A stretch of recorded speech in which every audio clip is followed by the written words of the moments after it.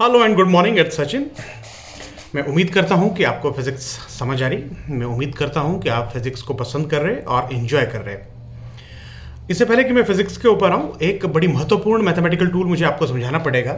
ये जो टूल है ये कोई मैथमेटिक्स वालों ने इन्वेंट नहीं किया। We the people of physics discover it. देखिए, ज़िंदगी में जब भी बड़ा बुरा वक्त आ जाए या समस्याएं ऐसी आ जाएं जिसे सुलझाना बड़ा मुश्किल हो जाए, तो भौतिक विज्ञान आपको एक बड़ा ज़बरदस्त टूल देता है उसे सॉल्व करने का। इसे हम कहते हैं मेथड ऑफ कैलकुलस। आप +1 +2 लेवल के ऊपर मैथमेटिक्स में पढ़ेंगे कि डिफरेंशिएशन क्या होती है, इंटीग्रेशन क्या होती, पर फिर याद रखिए ये कोई मैथमेटिक्स वालों ने खोज नहीं की, ये हम भौतिक विज्ञानियों ने इसकी खोज की। अब ये है क्या, इसका एलिमेंट्री आइडिया लेते हैं कि डिफरेंशिएशन और इंटीग्रेशन क्या है। देखिए, समस्या जब भी गंभीर हो जाए या इतनी बड़ी हो जाए कि आपसे नहीं सॉल्व हो रही, तो आप इस मेथड को इस्तेमाल कर सकते हैं। फॉर एग्जाम्पल, यूं पकड़ते हैं कि आपको एक फुल्का खाना है, चपाती। खा लोगे? नहीं। फिर आप क्या करते हो?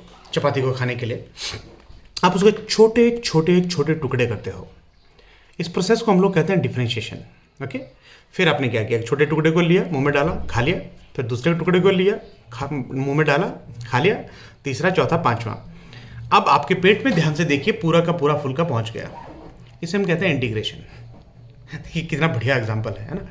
अपनी फिजिक्स की किताब को देखिए, तकरीबन 2200 पेज की किताब है, उसका फर्स्ट वॉल्यूम। क्या सारी को एक ही बार पढ़ लोगे?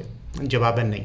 फिर मेथड ऑफ कैलकुलस के पास जाओ, डिफरेंशिएट करो। हमने डिफरेंशिएशन करी ना, पूरे के पूरे फिजिक्स की किताब को 10 यूनिट में बांट लिया। अब क्या पूरी यूनिट को एक बार पढ़ लोगे? जवाब है नहीं। फिर हमने क्या किया? हमने पूरी की पूरी यूनिट को अलग अलग चैप्टर्स में बांटा। क्या एक चैप्टर को पूरा पढ़ लोगे? नहीं। फिर हमने उसके अलग अलग हिस्से किए, है ना, टॉपिक वाइज उसको समझा। अब आप एक टॉपिक को पकड़ो, 2 टॉपिक को पकड़ो, 3 टॉपिक को पकड़ो, चैप्टर हो गया। एक चैप्टर को पकड़ो, 2 चैप्टर को पकड़ो, 3 चैप्टर को पकड़ो, यूनिट हो गई। एक यूनिट को पकड़ो, 2 यूनिट को पकड़ो, 10 यूनिट हो गई, किताब हो गई। This is what we call integration. Okay, देखिए, जब भी भौतिक विज्ञान की दुनिया में समस्याएं गंभीर हो जाती हैं, समस्याओं का साइज बहुत बड़ा हो जाता और हमारी जो ऑब्जर्वेशन है, वो लेने की जो कैपेसिटी है वो बड़ी छोटी है, तो हम लोग क्या करते हैं? हम मेथड ऑफ कैलकुलस के पास जाते हैं और चीज़ों को बांट लेते हैं। हर एक प्रॉब्लम के हिस्से को अलग अलग सॉल्व करते हैं। जब सारे के सारे हिस्से सॉल्व हो जाते हैं तो सबको जोड़ के हम लोग इकट्ठा कर लेते हैं। इसे हम कहते हैं इंटीग्रेशन करना। ओके, जब हमने समस्या को तोड़ा था, उस चीज़ को हम लोग कहते हैं डिफरेंशिएट करना। ओके, अब देखिए, अब तक हमने जो समझा वो ये समझा कि एक चार्ज यहाँ रखा, एक चार्ज यहाँ रखा, दोनों कैसे इंटरेक्ट कर रहे हैं एक दूसरे के साथ। पर क्या चार्जेस ऐसे होते हैं? जवाब है नहीं। आपके पास जो कंडक्टर होते हैं उनकी अलग अलग शेप्स होती हैं। ओके, अब 3 तरह के कंडक्टर की शेप आपके पास हो सकती है। एक वायर है आपके पास। ओके, पूरी की पूरी वायर के ऊपर चार्जेस रखे हैं। ओके, एक पेज हो सकता है, 2 डायमेंशन कोई चीज़ हो सकती है, उसके ऊपर हर कहीं चार्ज होंगे। ओके, एक 3 डायमेंशनल चीज़ हो सकती है जैसे स्फीयर, और स्फीयर के पूरे सरफेस के ऊपर आपके पास चार्ज हो सकता। समस्या फंस गई कि अब कैसे सॉल्व करें, कि कितनी फोर्स एक्सर्ट करेंगे वो। ओके, तो चलिए इन तीनों समस्याओं को जल्दी से समझते हैं। मान लीजिए आपके पास एक वायर है। ओके, वायर का मतलब हुआ कि आपके पास ये स्थिति है कि आपके पास एक वायर है और वायर के ऊपर खूब सारे चार्जेस प्लेस्ड हैं। मान लीजिए इस वायर की जो लेंथ है वो है L, और इसके ऊपर जो पूरा का पूरा चार्ज एक्यूमुलेटेड है, उसकी जो चार्ज डेंसिटी वो है लैम्डा। ओके, तो उसको यहां समझते हैं कागज के ऊपर। ये एक वायर है, इस पूरी की पूरी वायर की जो लेंथ है वो है L, और इस पूरे के पूरे वायर के ऊपर खूब सारा चार्ज एक्यूमुलेटेड है। मान लीजिए लैम्डा है इसकी चार्ज डेंसिटी। ओके, और इस पूरी की पूरी वायर की जो लेंथ है वो है L। अब मुझे पता लगाना है कि ये जो पूरा का पूरा चार्ज है जो इस पूरी की पूरी लाइन के ऊपर एक्यूमुलेटेड है, ये कुल कितनी फोर्स पैदा करेगा। ओके, तो इस चीज़ को समझिए कि जब भी किसी चार्ज की फोर्स का हमें पता लगाना है, हमें कोई टेस्ट चार्ज उसकी फील्ड के अंदर लेके जाना पड़ेगा। ओके, मान लीजिए Q0 है वो चार्ज जो आप इस पूरे के पूरे वायर के नज़दीक लेके गए। ओके, अब जाहिर है ये पॉजिटिव चार्ज है। हमारा जो टेस्ट चार्ज है Q0 मैंने इसका नाम रखा, ये भी पॉजिटिवली चार्ज है। ओके, तो जाहिर है ये जो फोर्स एक्सपीरियंस करेगा ये इलेक्ट्रोस्टैटिक रिपल्सिव फोर्स होगी। कितनी होगी? अब कैसे पता लगाएं? समस्या गंभीर होगी। ओके, अब देखिए हम इसमें मेथड ऑफ कैलकुलस अप्लाई करेंगे। हम क्या करेंगे, इस पूरी की पूरी लेंथ को छोटे छोटे हिस्सों में बांट देंगे। मान लीजिए हर एक हिस्से का नाम मैंने रखा डीएल। ओके, ये देखिए ये है डीएल एक हिस्सा। ओके, इसी तरह डीएल के हम इसके खूब सारे हिस्से करेंगे। अगर मुझे ये पता चल जाए कि एक डीएल हिस्से के कारण कुल कितनी इलेक्ट्रोस्टैटिक फोर्स जनरेट हो रही है, मैं बता सकता हूं कि पूरी की पूरी कितनी कितनी फोर्स जनरेट हो रही है। मान लीजिए डीएल से क्यू नॉट की जो दूरी है वो है आर। ओके, अब मुझे बताइए कि डीएल के ऊपर कुल कितना चार्ज होगा। अब देखिए लैम्डा है चार्ज डेंसिटी। चार्ज डेंसिटी का मतलब हुआ एक यूनिट लेंथ के ऊपर कुल कितना चार्ज है। ओके, तो जाहिर है डीएल लेंथ के ऊपर कुल कितना चार्ज होगा। अगर मैं उसका नाम रखूं डी क्यू, तो डी क्यू की वैल्यू हो जाएगी डीएल गुणा लैम्डा। ओके, अब हमें न्यूटन महाराज क्षमा करें कूलम साहब का नियम पता है। वो कहता है कि अगर दो चार्जेस हैं, दोनों के बीच की दूरी आर है, ओके, तो कुल कितनी फोर्स होगी। वो फोर्स हमें पता है वो होगी 1/4πε0। हम मान लेते हैं कि अभी ये जो सारा का सारा फिनोमिना हम लोग पढ़ रहे हैं ये वैक्यूम में है या एयर के अंदर है, तो ये हो जाएगा क्यू नॉट जो टेस्ट चार्ज आप लेके आए थे। ओके, और डीएल लेंथ के ऊपर जो चार्ज है वो है lambda DL divided by are square.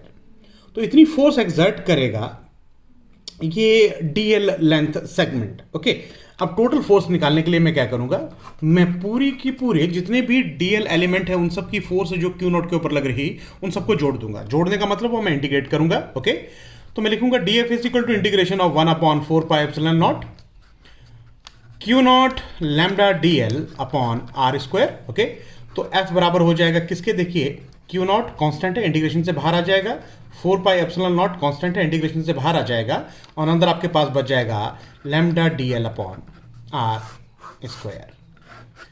Okay, so this is how we calculate the force experienced by a test charge due to a line charge density. मैं लिख लेता हूं यहां पे, ये है लाइन चार्ज डेंसिटी। ओके, अगर आपके पास कंडक्टर है एक लाइन। ओके, अब दूसरा केस हो सकता है कि आपके पास जो कंडक्टर हो वो सरफेस टाइप का हो। ओके, सरफेस का मतलब हुआ कि आपके पास एक पेज जैसी कोई चीज है, यहां देख सकते हैं आप, इस तरह की कोई चीज है आपके पास। ओके, तो ये देखिए मैंने एक पेज यहां पे बनाया और इसके ऊपर खूब सारा चार्ज से एकमुलेटेड है। मैं सरफेस का नाम रख लेता हूं एस। ओके, अब देखिए इसकी फोर्स पढ़ने के लिए बहुत जरूरी है कि मैं इसके पास एक चार्ज क्यू नॉट लेके जाऊं। ओके, अब मुझे पता लगाना है कि क्यू नॉट के ऊपर कुल कितनी फोर्स लग रही है इस पूरे के पूरे सरफेस के कारण।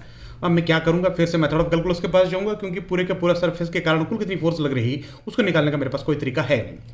मैं क्या करूंगा, मैं छोटे छोटे हिस्सों में इस पूरे के पूरे सरफेस को बांट लूंगा। मान लीजिए मैंने ये हिस्सा पहले पकड़ा, इसका नाम मैं रखता हूं डीएस। ओके, अगर मुझे पता चल जाए कि इस एरिया सेगमेंट डीएस के कारण कुल कितनी फोर्स लग रही है क्यू नॉट के ऊपर, मैं बता सकता हूं कि पूरे के पूरे सरफेस के कारण कुल कितनी लग रही है। मान लीजिए डीएस से क्यू नॉट की दूरी है आर। ओके, तो देखिए अगर मैं कहूं कि सिग्मा है चार्ज डेंसिटी इस सरफेस के ऊपर। ओके, तो डीएस सरफेस के ऊपर कुल कितना चार्ज हो जाएगा, मान लीजिए उसकी वैल्यू है डी क्यू, तो डी क्यू किसके बराबर हो जाएगा, charge density multiplied by area, that is sigma ds. Sigma है charge density. Okay, charge density का मतलब हुआ ये है चार्ज पर यूनिट एरिया। तो डीएस सरफेस के ऊपर कुल कितना चार्ज हुआ, ये हो गया सिग्मा इंटू डीएस। तो हमें पता है कि कूलम महाराज हमें बताते हैं कि जो फोर्स एक्सपीरियंस करेगा ये charge q naught surface ds के कारण, वो बराबर हो जाएगी 1/4πε0 q naught sigma ds divided by are square. मैं लिख सकता हूं कि टोटल फोर्स जो कि सरफेस एरिया एस के कारण लगेगी वो होगी इंटीग्रेशन ऑफ डीएफ, है ना। सारी की सारी जो छोटे छोटे एलिमेंट हमने डीएस करे इन सब के कारण जो इकट्ठी फोर्स लगेगी क्यू नॉट के ऊपर, उन सबको जमा कर दीजिए, इंटीग्रेट कर दीजिए। That will be equal to integration of 1/4πε0 q naught sigma ds divided by are square. अब देखिए इस इक्वेशन में 1/4πε0 कॉन्स्टेंट है, क्यू नॉट की वैल्यू कॉन्स्टेंट है, तो अंदर आपके पास इंटीग्रेशन में क्या बच गया, वो बच गया sigma DS upon are square. So this is how we can calculate the force due to surface charge density. Okay, अब तीसरा केस बचा कि मान लीजिए आपका जो कंडक्टर है वो सफेरिकल है। ओके, 3 डायमेंशनल है। ओके, तो हम यहां लिखेंगे वॉल्यूम चार्ज डेंसिटी। ओके, अब वॉल्यूम चार्ज डेंसिटी का मतलब क्या हुआ? देखिए, वॉल्यूम चार्ज जब आप देखेंगे तो आप इस तरह से दिखा सकते हैं। एक 3 डायमेंशनल कोई चीज़ है आपके पास, या आप सफेरिकल बॉडी भी ले सकते हैं। जैसे मैंने यहाँ पे मान लीजिए ये सफ़ियर लिया और सफ़ियर के ऊपर हर कहीं पॉजिटिव चार्ज एकमोलेटेड है। ओके, मान लीजिए इसका वॉल्यूम है V। ओके, और इसके ऊपर जो चार्ज डेंसिटी है मैं उसकी वैल्यू लेता हूँ रो। ओके, अब इसके कारण कुल कितनी फोर्स लग रही है उसको निकालने के लिए मुझे एक टेस्ट चार्ज क्यू नॉट इसके पास लेके जाना पड़ेगा। अब मुझे बिल्कुल नहीं पता कि इस पूरे के पूरे वॉल्यूम के कारण कुल कितनी फोर्स लगेगी इसके ऊपर। तो मैं क्या करूंगा, फिर से मैं थोड़ा कैलकुलस के पास जाऊंगा। मैं पहले डिफरेंशिएशन करूंगा। मान लीजिए मैंने एक हिस्सा लिया, मैंने इसका नाम रखा dV। अगर मुझे पता चल जाए कि इस पूरे के पूरे वॉल्यूम के छोटे से हिस्से dV के कारण कुल कितनी फोर्स लग रही है क्यू नॉट के ऊपर, मैं बता सकता हूं कि टोटल वॉल्यूम के कारण कुल कितनी फोर्स लग रही है। मान लीजिए dV और क्यू नॉट की जो दूरी है वो है r। ओके, अब मुझे पता है कि अगर dq चार्ज एकमुलेटेड है इस छोटे से एरिया dV में तो उसकी वैल्यू कितनी होगी। सिंपली वो होगी charge density rho multiplied by volume. Rho है चार्ज डेंसिटी, मतलब कुल कितना चार्ज है एक यूनिट वॉल्यूम के अंदर। ओके, तो हमें पता है कि कूलम महाराज हमें बताते हैं कि जो फोर्स एक्सपीरियंस करेगा ये टेस्ट चार्ज क्यू नॉट, उसकी वैल्यू होगी 1/4πε0 क्यू नॉट, और dV जो छोटा सा हिस्सा है वॉल्यूम का उसके ऊपर जो चार्ज है वो है रो dV/r²। ओके, नेट फोर्स कितनी हो जाएगी? सिंपली सारी की सारी dF को जमा कर दीजिए। ओके, तो इंटीग्रेशन ऑफ dF किसके बराबर हो जाएगी? ये हो जाएगी बराबर 1/4πε0 क्यू नॉट रो dV/r² के। अब देखिए यहां पे क्यू नॉट अपॉन 4πε0 ये है कांस्टेंट, अंदर क्या आपके पास बच गया? वो बच गया rho dV/r²। So this is how we calculate the value of force which is experienced by a test charge due to different charge densities। Okay, हालांकि ये कोई अच्छा तरीका नहीं है कैलकुलेट करने का इस फोर्स को। हमसे आने वाले चैप्टर्स में पढ़ेंगे कि गॉस थ्योरम के हिसाब से हम इसको कैसे कैलकुलेट करते हैं। ओके, अब हम समझेंगे कि चार्ज की जो यूनिट है वो क्या है। देखिए, ऐसे सिस्टम में हम लोग चार्ज को नापते हैं कूलम से। ओके, अब एक कूलम की डेफिनेशन जल्दी से बनाते हैं। ओके, एक कूलम और एक कूलम का जो चार्ज है, अगर मैं इनको 1 मीटर की दूरी के ऊपर रखूं, ओके, ये मान लीजिए 1 कूलम का चार्ज है और ये दूसरा 1 कूलम का चार्ज है और इन दोनों के बीच की दूरी है 1 मीटर। ओके, तो मुझे बताइए कि कुल कितनी फोर्स एक्सर्ट होगी। देखिए, हमें पता है कि जो फोर्स एक्सर्ट होगी इन दोनों चार्जेस के बीच में, फोर्स ऑफ रिपल्शन, ओके, अगर दोनों पॉजिटिव हैं, या फोर्स ऑफ अट्रैक्शन अगर दोनों चार्ज अपोजिट हैं साइन में, तो वो बराबर होगी 1/4πε0 okay Q1 Q2 upon r² के। तो देखिए Q1 और Q2 दोनों का जो मैग्नीट्यूड है वो है 1 कूलम और जो दूरी है वो है 1 मीटर। तो मैं लिख सकता हूं कि फोर्स कितनी होगी, ये होगी 1/4πε0 1 कूलम गुणा 1 कूलम डिवाइडेड बाय 1 मीटर का स्क्वायर। तो ये हो गया F, that is equal to 1/4πε0 गुणा 1। हमें ये भी पता है कि 1/4πε0 की वैल्यू कितनी है, ये है 9 × 10⁹ ओके। तो इतनी फोर्स एक्सर्ट करेगा 1 कूलम का चार्ज 1 कूलम के चार्ज के ऊपर जब वो 1 मीटर की दूरी के ऊपर हो। ओके, अब देखिए जब हमने 1 कूलम चार्ज की बात की तो ये अपने आप में बहुत बड़ी यूनिट है चार्ज, है ना। अब देखिए 1 कूलम का चार्ज और 1 कूलम का चार्ज जो 1 मीटर की दूरी के ऊपर रखे हुए हैं, उन दोनों के बीच में जो फोर्स ऑफ रिपल्शन होगी वो होगी तकरीबन 9 × 10⁹ न्यूटन्स के। ओके, अब 9 × 10⁹ न्यूटन कितनी बड़ी और कितनी भयंकर फोर्स है इसका अंदाजा लगाइए आप।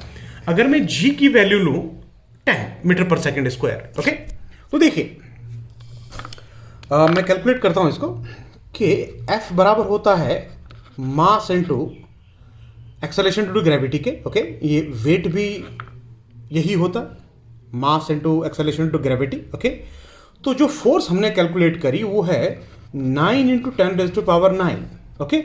और g की वैल्यू अगर मैं लूँ 10 मीटर पर सेकेंड स्क्वायर, तो देखिए मास की वैल्यू कितनी हो जाएगी, 9 into 10⁻⁹ divided by 10, that is equal to 9 into 10⁸ kilograms.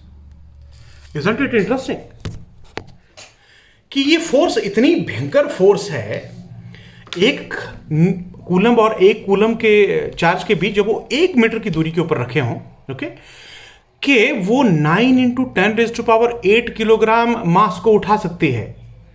आपको पता है 9 इंटू 10⁸ किलोग्राम मास कितना है? पृथ्वी पर पाए जाने वाले तकरीबन 380 लाख लोगों का मास। सोचिए आप कितनी खतरनाक दुनिया में काम कर रहे हैं। ओके, इसकी छोटी यूनिट भी होती है जिसे हम कहते हैं electrostatic unit. Okay, straight coulomb बोलते हैं हम इसको। और एक कूलम बराबर होता है 10⁹ 3 इंटू 10⁹ इलेक्ट्रोस्टैटिक यूनिट के।